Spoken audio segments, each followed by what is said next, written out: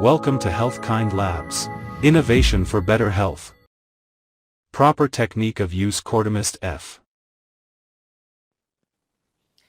Good evening. Patients suffering from allergic rhinitis and chronic rhinosinusitis tend to use corticosteroid nasal sprays.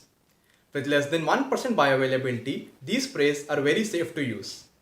But it is imperative that we need to know their proper technique for usage. First of all, gently blow your nose to clear off any secretions. Do not use force while doing so. After that, clean your hands with soap and water. This is the nasal spray. To hold the nasal spray, first of all, we keep our thumb at the lower part like this and both our fingers around the nozzle like this. First of all, we need to shake the spray approximately for 10 seconds. After that, we remove the plastic cap and spray the nasal spray in the air. This is known as priming. The medicine should come out in the form of a mist. This priming is required when we are using the spray for the first time or if we are using it after a gap of few days.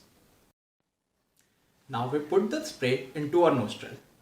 The direction of the spray should be a little outwards. This is required because that is the area where we need the spray to act the most.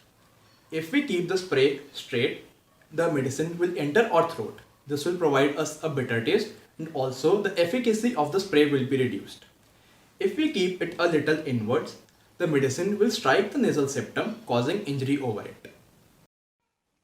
The simplest way to do this is to hold the spray in the opposite hand of the inside of the nose that we are using the spray in. For example, if we are to use the spray in our left nostril, we hold the spray in our right hand. And if we are to use the spray in our right nostril, we hold the spray in our left hand. Now, if we have to put the spray in our left nostril, we will be holding the spray in our right hand.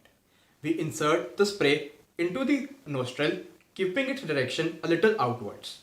The direction should roughly correspond towards the outer corner of the eye. We bend our head downwards and spray it once. After this, we need to hold our breath for 10 to 15 seconds. We can sniff a little bit like this, but a forceful inspiration should not be done. This should not be done. After doing a normal inspiration and expiration 3 or 4 times, we can use the spray in the other side now. We hold the spray in our left hand and spray in our right nostril. Again, keeping the direction outwards and bending our head downwards, we spray again once. We sniff a little bit, hold our breath for 10 to 15 seconds. I repeat again, we don't have to forcefully inspire. A forceful inspiration will cause the medicine to enter our chest, increasing its efficacy and also causing a bitter taste in our mouth. This completes our procedure.